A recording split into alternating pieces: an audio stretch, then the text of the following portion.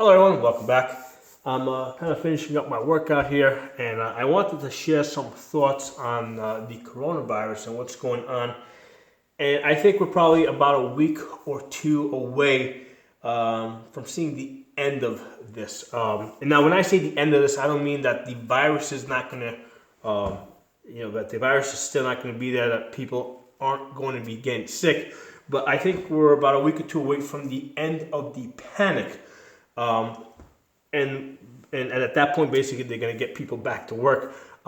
What I noticed yesterday, right? I went to the supermarket, and I heard one of the workers there say something very interesting, and basically that they were understaffed. Nobody was showing up to work. Everybody was staying home. And I'm going to presume that they're staying home because it's so easy for them to claim unemployment. In fact, they can claim unemployment now, okay? They could basically just, you can make a claim and just say that you're susceptible to the virus or you're not feeling well. And they changed the unemployment rules so that pretty much almost anybody can get it, right? And you're actually getting a lot more money, okay? So they've increased the amount of money that you can get on unemployment. So now people have an incentive to not work. I mean, there's always been an incentive for people not to work, but now there's even more incentive for them not to work. So I'm in the supermarket and I'm hearing the people that work there say that they're understaffed. They don't have enough people to actually run the supermarket because nobody's showing up to work. Basically that's the whole country right now. Okay, I'm just using that supermarket as an example. You can take this and spread this out throughout the whole country. And here's the thing: if the economy is not about the gambling machine that is the stock market. Okay, the economy is really about getting goods and services where they need to be when they need to be there. And when we're entering a phase now that I'm in a supermarket which basically supplies food. And we're entering a real possibility that in the near future, right? Like we're talking about days and possibly a week. We're going to be in a situation where the employees are not there so that we can buy the food that we need. We're entering a situation where you actually have a much better chance of dying from starvation than you have from dying from this coronavirus. Now, I'm not saying that the coronavirus is not real. But and I did a previous video on this, it seems like nobody is dying from anything else. There's no more heart attacks, there's no more strokes, I don't even think there's any more accidents. Basically, people only die from one thing. It's coronavirus. Every death is blamed on coronavirus in one way or another. I mean, I haven't even heard of gun-related deaths, they're even blaming those on coronavirus. I don't know, but that's what it seems like. It just seems like there's only one thing that's killing people right now. It's coronavirus. Okay, so obviously that's not adding up. That doesn't make sense. I think there's a lot of shifting of because basically when somebody dies, they give some cause of death. Okay, and I think right now the cause of death that they're giving is coronavirus. So the only way that we're going to know for sure is when we start getting the total numbers. Like I looked at the 2017 numbers, and on average in 2017 between January and March there was an average death rate of 8,400 people per day.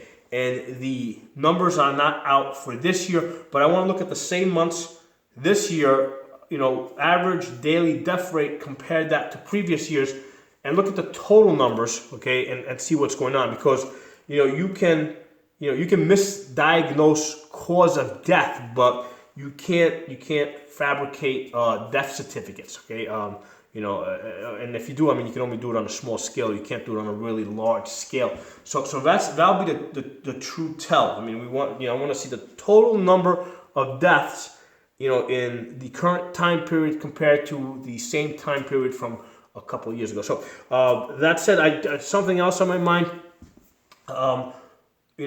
What's going on with the election, and what role did that play in this coronavirus business? the Democrats have been trying to come up with some reason to get Trump out of office. I mean, to get him, so to make it so that he cannot be reelected. Okay, now they tried impeachment.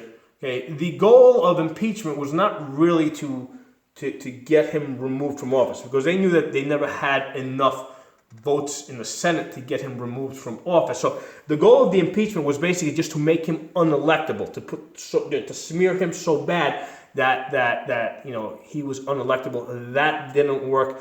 The Democrats have thrown everything at Trump. So the coronavirus came along, okay, as a real virus, right, as a real thing.